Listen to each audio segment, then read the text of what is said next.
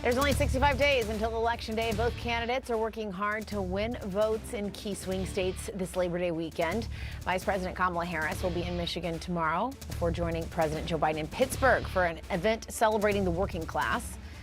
Former President Donald Trump is responding. His Michigan campaign is hosting a video call with some United Auto workers, although the union is already supporting Harris. Joining us now, Democratic strategist and co-founder of Lift Our Voices, Julie Roginsky, and Republican strategist and former White House spokesperson for President George W. Bush, Pete C. Good to have both of you here. Thanks so much. Julie, let's start first with you. We have that new ABC News poll out today, and it shows Vice President Harris with that slight lead over former President Trump, 50% to 46%. This is still a really tight race, though, when you boil it down to the electoral map, to these battleground states. And we're talking about just a small group of people that are persuadable at this point. How does each campaign do that between now and Election Day? You know, this is a turnout election. It's not necessarily much of a persuasion election anymore, to the extent that even Joe Biden, after his disastrous debate performance, the same ABC News poll showed not much movement after the debate performance. So it's pretty much baked in, right? People know what they think about Donald Trump. They may not know as much about Kamala Harris, but they certainly know whether they love Donald Trump or hate him. And so the job for both sides is to turn out their voters at this point. It is not the typical persuasion election that we've seen in previous campaigns because of Donald Trump. And so ultimately, that's why you're seeing Kamala Harris go on this tour on reproductive rights. That's why you're seeing the former president doubling down on all the MAGA talking points that don't necessarily do anything to expand his own base, but make sure that his own base turns out, because they both understand that this is an election that will come down to who gets their vote out. And Pete, Harris's top campaign advisor saying today she remains the clear underdog. It's a way she's described herself as well. There are advantages to being the underdog, to framing yourself as the underdog. To Julie's point, it can make, you can convince maybe more people that you must vote. You can't just leave this one up to chance. Do you think that is, though, the correct assessment of this situation?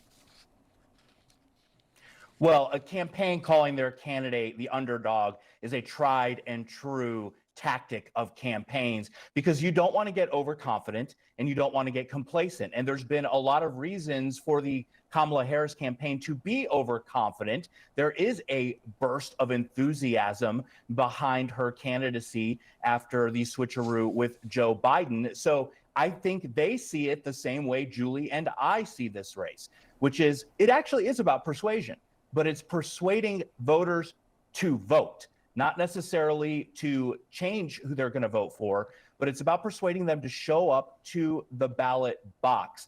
And that's why you're going to hear more and more rhetoric from both sides that is appealing to their respective bases. That's what they're doing in all these battleground states. They know who their voters are. They've got to turn them out to win. And so, Julie, we have this debate. We're coming up on it, September 10th. How impactful might that be if we continue with this kind of through line that we have in this conversation, that you need to convince your voters to get out and vote? What role does it play in that? Well, the stakes are pretty high for Kamala Harris. Again, it continues to allow her to introduce herself, not just to people who are undecided, although that cohort is incredibly small, but really to the Democratic base to ensure that they turn out.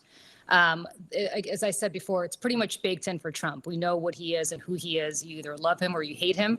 There's really nothing he can do at this point to change your mind one way or the other. And whether the mics are muted or not may be more helpful to Harris to underscore to her own base, the Democratic base, exactly how toxic he can be when he's allowed to speak without his mic being muted. But at the same time, it's not going to suddenly persuade a whole swath of Trump supporters to say, oh, my God, this is not a man that we're not familiar with. And again, as I said earlier, ironically, the polls did not shift all that much despite Biden's debate performance a few months ago. And so I go back to what I said earlier. It's important in the sense that it allows her to reintroduce herself or to introduce herself for the first time to people who may not be that familiar with her, but really more to gin up enthusiasm among low propensity voters on the Democratic side and to bring some of them home who may not be 100% in the Democratic camp yet, but who typically should be voting Democratic because of their history demographically. And Pete, I just want to get your thoughts on the debate as well. Yeah, it's baked in on both sides. Go back to the ABC poll that you referenced. If we dig deeper, 96% of voters who say they are not supporting Kamala Harris today say they're not going to. They're not going to go her way. 97% who are not supporting Donald Trump today are not going to support him when election day rolls around. So I think for Kamala Harris, this debate is about platitudes. She doesn't want to get into the policy weeds. She's going to be as vague as possible because she's trying to rekindle the Obama magic. And the more platitudes, the more hope and change, the more likely she is to get her voters out and not turn someone away and get them to stay home. Donald Trump, on the other hand, it's really about body language for him. Yeah, he needs to remind the American people that they were better off economically when he was president, but he has to be careful about how he debates against Kamala Harris. She is not Hillary Clinton. She doesn't come into this with sky-high disapproval ratings. And so he has to be very, very careful about his words and his body language. It's going to be interesting to see. All right. Julie Roginsky and Pete Seat, our thanks to both of you.